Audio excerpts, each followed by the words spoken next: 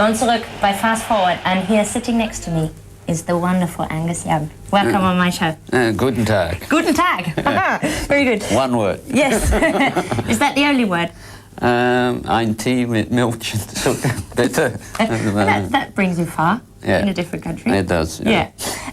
One thing I always loved about AC/DC is that you especially show appreciation to your fans, and I think that when you look at your set list, when you play gigs, yes. you see that you play all the hits that the fans love to hear. Yes. And is that a symbol for the appreciation to the fans? Well, I think it goes back to probably the beginning of the band. Yeah. People know you for those songs, you know, and I think they expect to hear them. You know? Yeah. So you try to fulfil the wish list. Yeah. And then that's how you make fans happy, isn't it? So lots of bands sort of refuse to play their hits. Yeah. And when I was younger in the 70s, you had a lot of bands with it was coming out of a lot of probably a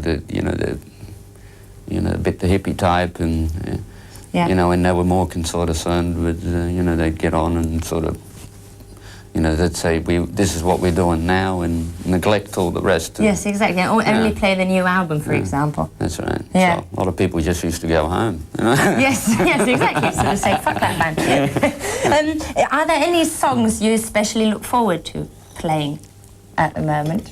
Yeah, well, I enjoy them all very Yeah. much, you know.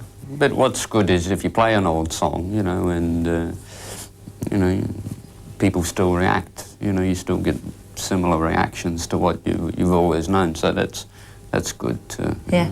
So you get a big kick out of that, because some of those songs are coming up now for nearly 28 years old. So yes. And they're still good to play. And they're still good. To, yeah. Yeah. Have you got any favourite guitar solo of yours? Yeah, well, I'm lucky. I get to do maybe one in nearly every tune. So, Yes.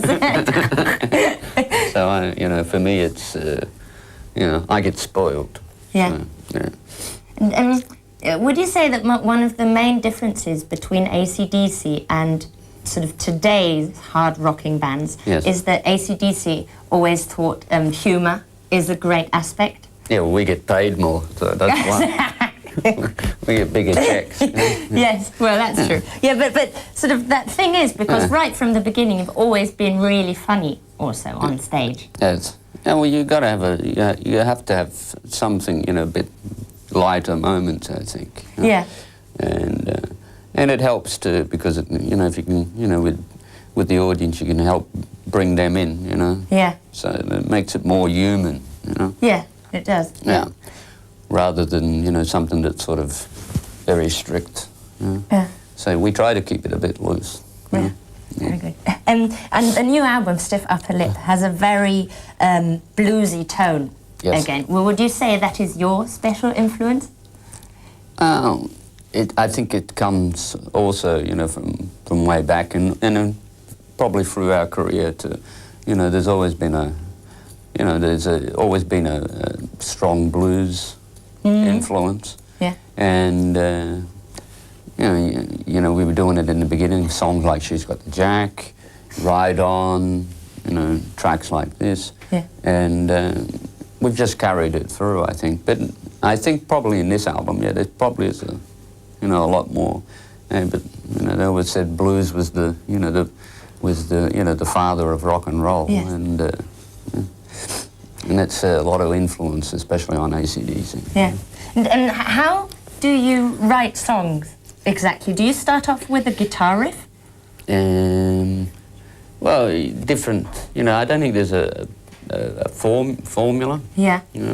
Because I think it's just what sometimes you might have a good guitar riff, and then other times you might just have a good vocal line or a good idea that you think will work, and it's a case of try and find a piece of music that might suit. So, But do you sort of collect things while you're recording? Sort of say no, that doesn't match the album, and sort of put it away for later. Yeah.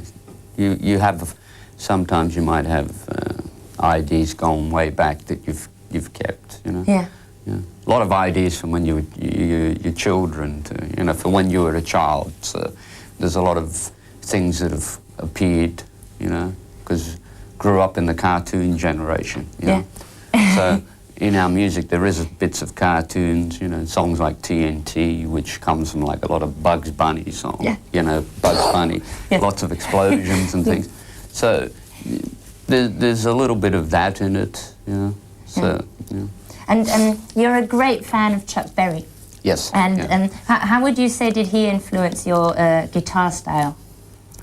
Well, I think Chuck Berry is probably, he's a lot of gifts because, you know, he brought together blues, country music, folk music, you know, and blended it all into this, you know, and a bit of jazz. Yeah. And put it all together into, you know, what we call rock and roll. And he started it, and from his, you know, from that little well, you know, a lot of people have drunk from. You know, you've had the Beatles, you've had the Beach Boys in America, you've had the Stones, and it continued on, you know. So I think he's probably the one that inspired the most, even Presley and people like this, Little Richard, you know.